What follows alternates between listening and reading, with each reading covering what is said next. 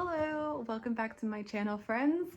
And today I am joining you from Portland, Oregon. I'm here visiting my dear older brother, and I'm in his apartment while he is off at his part-time job. And so while I am here, I was rummaging around, looking at all his cool stuff. Doesn't everybody do that whenever they're left alone in someone's home? So what kind of books do you read? What do your pots and pans look like? What are you washing your face with on a regular basis? That's what I'm doing. So I was looking at my brother's bookshelves because he has a ton of books. This guy, he's not pretending to be smart. He's literally insanely smart. He's working on his master's degree in computer science, and he's not only just intelligent in computer sciences, he also has a bachelor's degree in philosophy, and so he's a deep thinker about stuff and theory, and he's interested in history and stuff like that, and languages. If you start talking languages, this guy will tell you stuff. He'll talk about idioms and the words of different types of language rules because he's learning French. Anyways, I found this really cool book on his bookshelf. It's called Great Poems, and I like poems. So I decided, what if we just read a little bit together today? How cool would that be? And the very beginning of the book, I'll just read it aloud to you. It says, "For Esther, a collaborator and caretaker." Now, this is actually from Proverbs. It just says Proverbs XXXI, but it's from Proverbs 31. A lot of women who are Christians, they say, "Oh, I'm trying to be a Proverbs 31 woman." And it's because in Proverbs 31, it talks about a woman who is doing a fantastic job in seemingly everything. So here's what it says. "She riseth while it is yet night. With the fruit of her hands she planteth a vineyard. She seeketh wool and flax, and worketh willingly with her hands. She is not afraid of the snow, for all her household are clothed with scarlet. She stretched out her hands to the poor, yea, she reacheth forth her hands to the needy. She looketh well to the ways of her household, and eateth not the bread of idleness.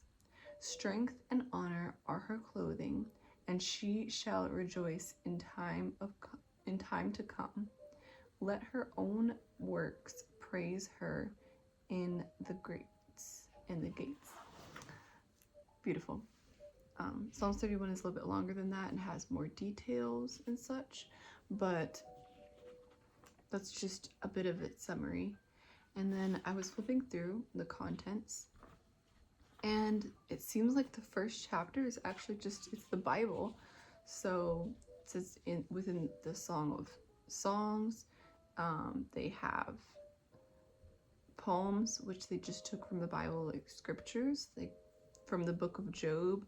We could read about the Prince of Wisdom. Job complains, Job cries out, God replies, the horse, and what is a man? All this is good stuff. I really enjoyed reading Job. This is from the book of Psalms. Now they have some stuff from the 23rd Psalm, which is really great for whenever you're feeling anxious, reading the 23rd Psalm. Sometimes when I'm scared, I repeat that to myself. Like when I went and I jumped off a building. Me and my siblings, we went on a trip in Las Vegas because I have a sister who lives there, and then I have a brother who lives there. And my brother James got the idea, like, what if we all did something super insane together to build a core memory? And I was like, yeah, let's do that. But I'm a scaredy cat, so I don't really want to do that. But like, how are you gonna say no to building memories, right? So there is this tower in Las Vegas that you can do a like basically a rappel off of, but it's like a free, almost like a free fall type thing, but you're hooked up to a line, and it's taller than Tokyo Tower, it's taller than the Eiffel Tower. It's insanely tall. Like there's no reason why it needed to be that tall, you know? And each one of us jumped off of that tower. I was the last one. No, I wasn't even. I think my brother Sailor went after me and his son, but they are both, I believe, both certified to be able to be instructors for what is it called when you jump out of planes for fun? What is it called? It's called skydiving, of course. Yes, they are both instructors for that. And so they weren't scared at all. They do this stuff all the time just for funsies, you know? Me, I was shaking in my boots. They're over there, the people that were cooking me up and stuff, they're like, oh, you're the baby. Like, oh, you're gonna do so good. And I was so scared. I was literally crying. And I'm not even normally scared of heights. Like, I've done rappels before and I don't have problems with that. I mean, I feel a tingle of fear as I slowly rappel to be completely parallel with a wall, because I feel like that's just my ancestors trying to knock on my brain and say, hey man, it'd be nice if you survive long enough to have kids, you know? But anyways, yeah, we jumped off of that. I was so scared, and the whole way down I was praying. I was talking to God. I was repeating Psalms 23. The Lord is my shepherd, I shall not want. You leave me behind. And I was, Lord, this was stupid. Please be with me. And it helped me to stay calm. Yeah, it helped me to not vomit as I was going down. Okay, let's read some more. Okay, they have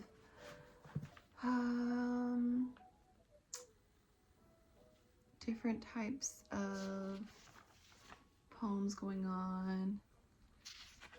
I was flipping through this a minute ago and I saw that there were, yes, Elizabethan songs of unknown authorship. Well, my name is Elizabeth, so these poems must be pretty great. Let's see if we could read some of this. Okay, anonymous author, we'll look at A Woman's Looks on page 254.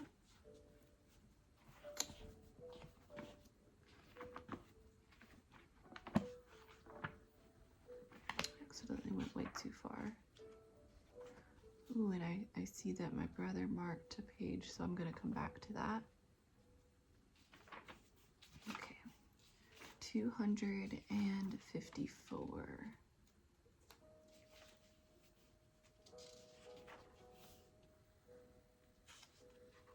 Okay. A woman's looks. A woman's looks are barbed hooks. They catch by art the strongest heart, when yet they spend no breath. But let them speak and sighing break, for into tears their words are spears that wound our souls to death. The rarest wit is made forget, and like a child is oft beguiled. While love's sweet seeming bait, love with his rod, so like a god, commands the mind we cannot find.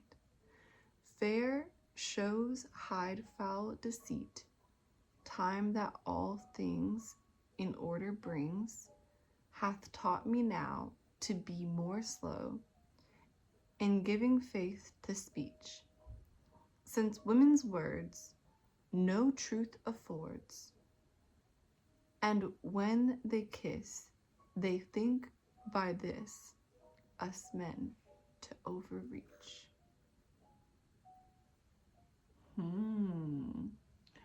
Well, it doesn't sound like the author has found true love yet. He seems a little bit salty, in my opinion, like trying to say, oh, well, women with their beauty and their artistic appearance and how they do their makeup and stuff is like barbed wire to snare a man, and then their words are always just hurting my heart, which granted, yes, that does happen at times, but once he finds true love, I believe that he will have perhaps a different viewpoint on such a thing. Yes, let us move forward. Okay. What else? What else do we want? Oh, let's go back to the page that my brother has marked. It could have been his girlfriend instead that marked it, but let's presume that my brother marked it for fun. And he marked this page 331. There's a poem called In a Time of Pestilence. Adieu, adieu, adieu, like saying goodbye in French, I believe. Adieu, farewell, earth's bliss. This world uncertain is, fond are life's lustful joys.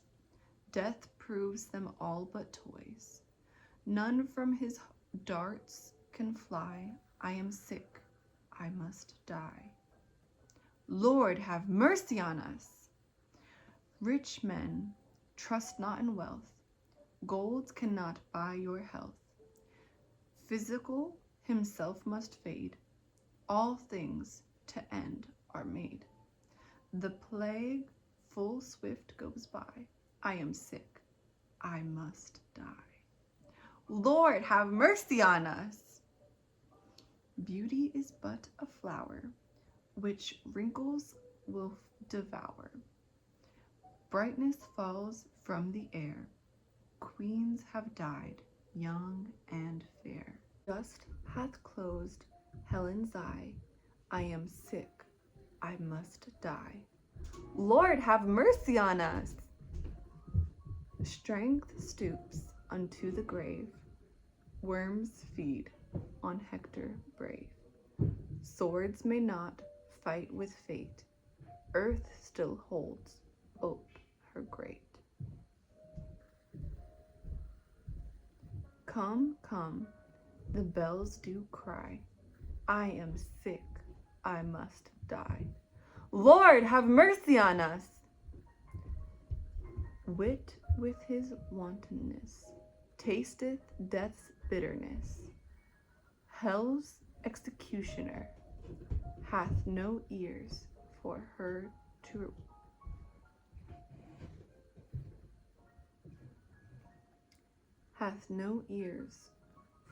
hear.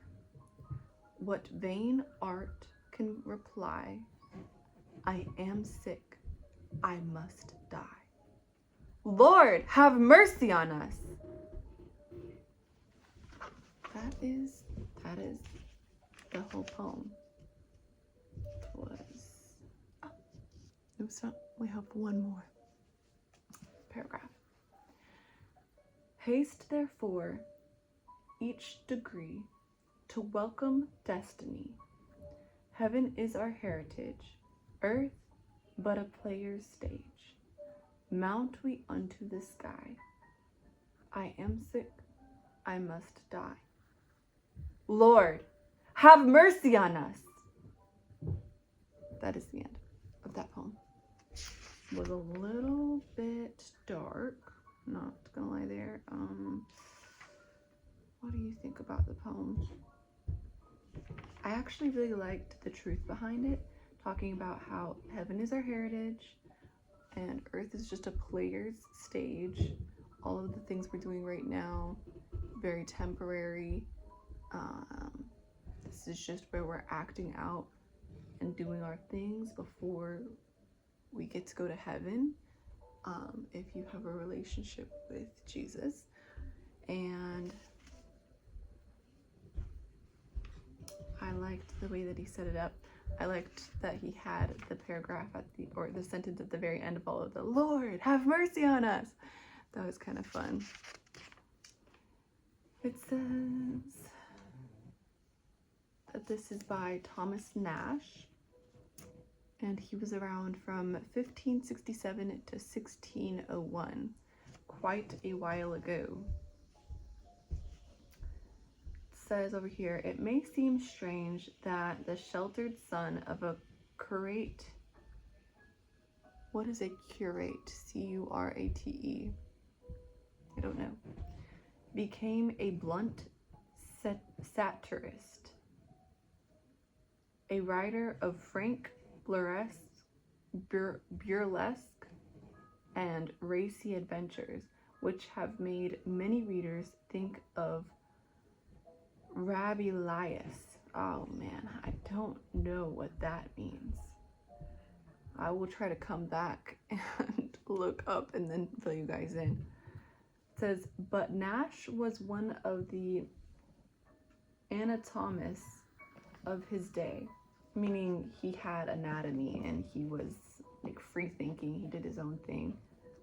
Good for him. It says that a critical spirit in revolt against the conventions of his predecessors. He attended St. John's College in Cambridge as a Caesar, a student of limited means whose expenses are partly defrayed by the college. Good for him. And he learned to distrust the patricians as well as the Puritans. It was inevitable that he should turn against the sugared romances of Lodge and Lyly.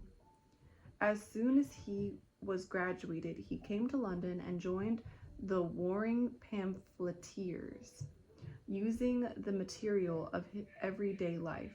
Nash alternately wrote pamphlets and picturesque tales.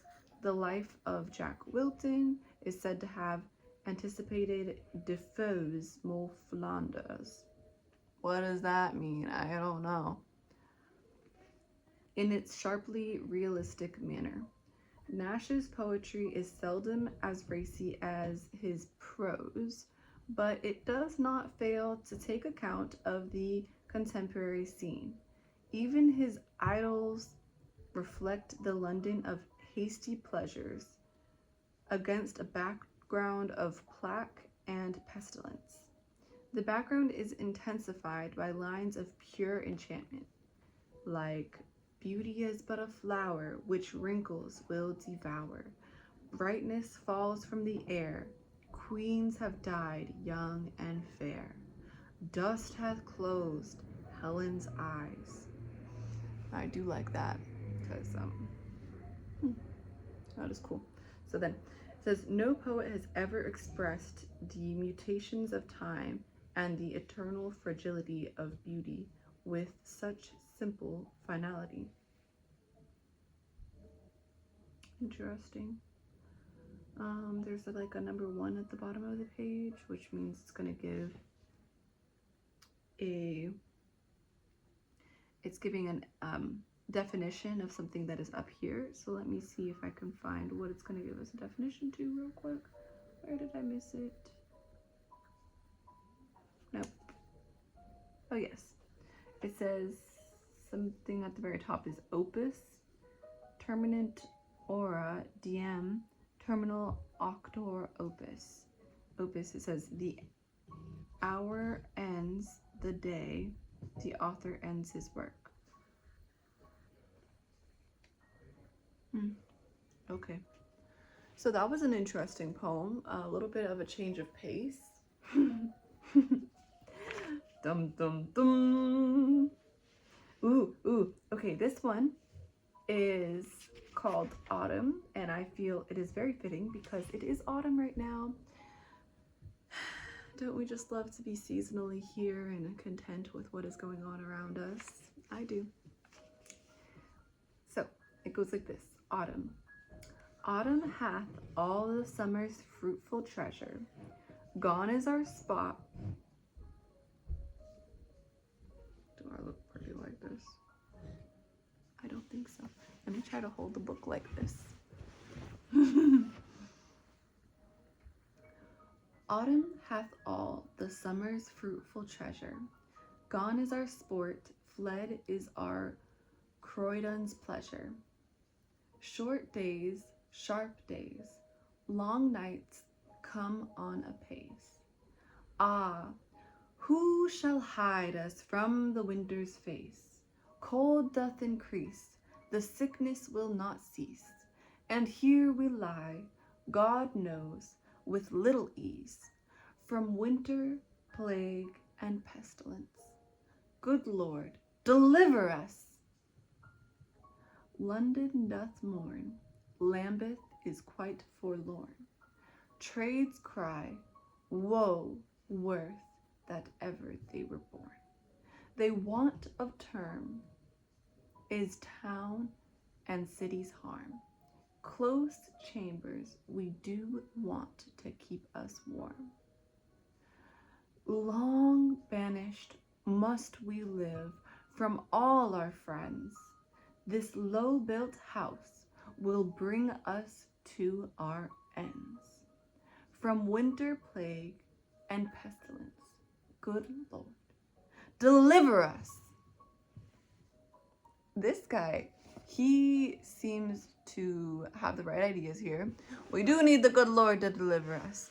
And I like that he's shouting it too. Don't be shy about it. We all need it. Go on now. Lord, deliver us. I like it. I like it a lot. Okay. Now, let's just flip to something random in the book, shall we? Eyes closed. Flip.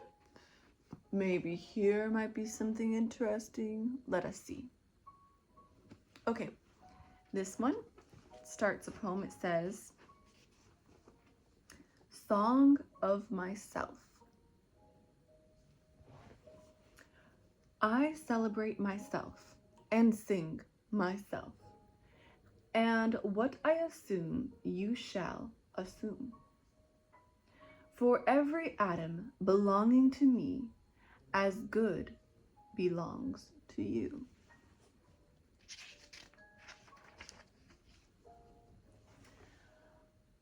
I loaf and invite my soul. I lean and loaf at my ease, observing a spear of summer grass. My tongue, every atom of my blood, formed from the soil, this air, born here of parents, born here from parents, the same, and their parents, the same. I now 37 years old, in perfect health begin, hoping to cease not till death.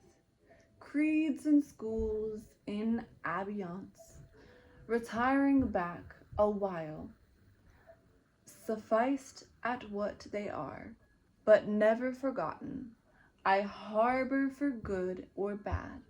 I permit to speak at every hazard, nature without check, with original energy.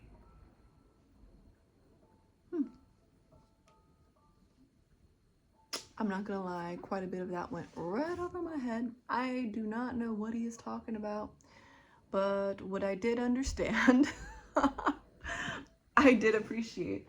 I like the language that he's using here. I think it's quite artistic, and I don't know if it's because he is speaking in older English. This particular poem was actually written by Walt Whitman, and he was around from 1819 until 1892. The reason that I know Walt Whitman, I say this unashamed, is because I like romance movies, and I think that I have watched almost every romance movie in English, and I'm working on watching all romance movies in Korean as well. But in The Notebook, which is a movie, a romance movie, one of the main characters, Noah, the man in the movie, he read Walt Whitman with his father to get over his speech impediment. And for some reason, I remember that bit of information. I wish that I could retain more verses of the Bible ingrained into my skull the way that I have so many plots of romance movies embroiled into my subcranium. But we're still working on that, and it's not too late in the game. Shall keep on reading the Bible and it will get there, you know?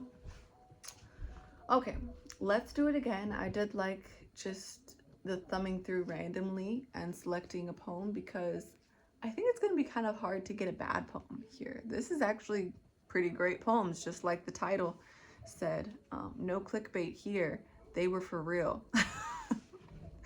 Okay, so this poem is called Mariana. That's a beautiful name. I like that. Mariana in the moated grange, with blackest moss, the flower plots were thickly crusted, one and all. The rusted nails fell from the knots that held the peach to the garden wall. The broken sheds looked sad and strange. Unlifted was the clicking latch. Weeded and worn the ancient thatch upon the lonely moated grange. She only said, "My life is dreary. He cometh not." She said, "I am aweary, aweary. I would that I were dead." Her tears fell with the dews at even. Her tears fell ere the dews were dried. She could not look on the sweet heaven, either at morn or eventide. After the fitting of the bats, when thickest dark did trance the sky, she drew her casement curtain by, and glanced athwart the glooming flats. She only said, "The night is dreary. He cometh not." She said, "I am aweary, aweary. I would that I were dead."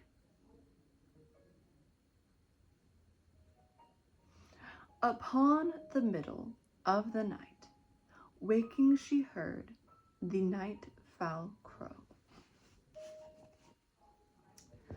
The cock sung out an hour ere light.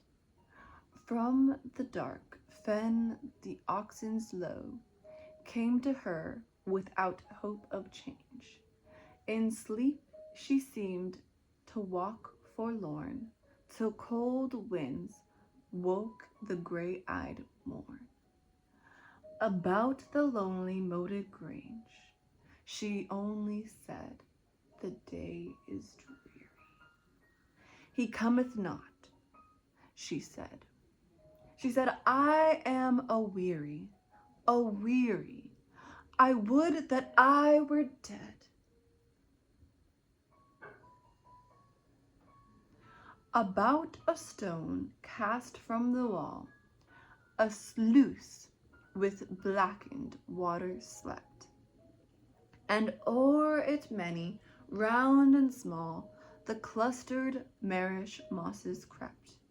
Hard by a poplar shook alway, all silver green with gnarled bark. For leagues no other tree did mark the level waste, the rounding gray. She only said, "My life is dreary. He cometh not," she said. "I am aweary, aweary. I would that I were dead."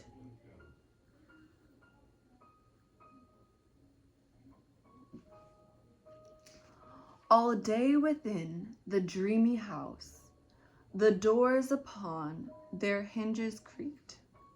The blue fly sung in the pane, the mouse behind the moldering wainscot shrieked. Or from the crevice peered about, old faces glimmered through the doors, old footsteps trod the upper floors, old voices called her from without. She only said, "The day is dreary. He cometh not," she said. She said, "I am aweary, aweary. I would that I were dead."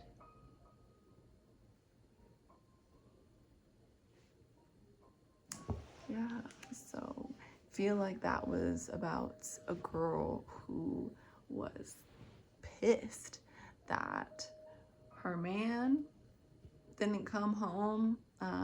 Maybe he ghosted her. I don't know. Maybe more realistically in that time period, maybe they had a cute little like lovey-dovey thing. They were in a bit of a situationship. It wasn't solidified, but they were sweet on each other for sure. And then he went off to war, or he just traveled home, and his home, he had to go by wagon or by horse, a day's travel or something. And maybe he came across a rattlesnake, or maybe he caught the plague, or who knows. But she's just sitting there and she's waiting for her man to come on home, and he's still not coming home. And so she's not assuming that he's with another woman, because really it doesn't sound like she's really angry or like wishing him harm, but she's just sad. She's like, man, every day is the same. I'm sad. He's not coming home. I just want to die. I mean, come on, girl. That's a little dramatic. You just want to die? Stop. Stop. That's really lame. You have to have your own life. You can't put a man at the heart of your life like that, to where you're just, oh no, he's not talking to me. Oh, I don't want to die. Like, girl, what? Were you married? Probably not. Maybe you were though, and even so, you really shouldn't just be idolizing somebody like that. Unless it is Jesus Christ our Lord, don't you be putting him in front and center of your life like that, girlfriend. I'm just telling you, it's not smart, and it's not very good to do. You gotta love yourself, and you gotta love the Lord more, okay? This is my little bit of advice. You came here to watch my channel, I'm gonna tell you the truth, okay? That's what I got for you. You don't like it, I don't know what to tell you. You gotta watch something else, I don't know. So that's all I'm gonna read for today, at least to you guys, because it's been a bit of a long video anyways already. This was fun though. I really enjoyed it. Let me know if you liked it as well, if you'd like to see me reading to you guys more. Maybe I could read the Bible. I mean, the Bible is very poetic, just like in this book that's literally called Great Poems. There's a lot from the book of Job, the Song of Saul. We've got a lot of Psalms, Proverbs. They're just very artistic in the way that they were made, and it's just beautiful. So I could read that to you guys. I could read another book as well if you wanted. Just like let me know. And I hope you have a wonderful day. I hope that you're going out there and you're just trying your best to be a good person, a good version of you, just loving people, caring for yourself, and knowing that God loves you, all right? And I love you, and other people probably love you too, unless you've just never met any other person and you're completely isolated and stuff. I don't know what your situation is, but anyways, have a wonderful day, okay? Bye.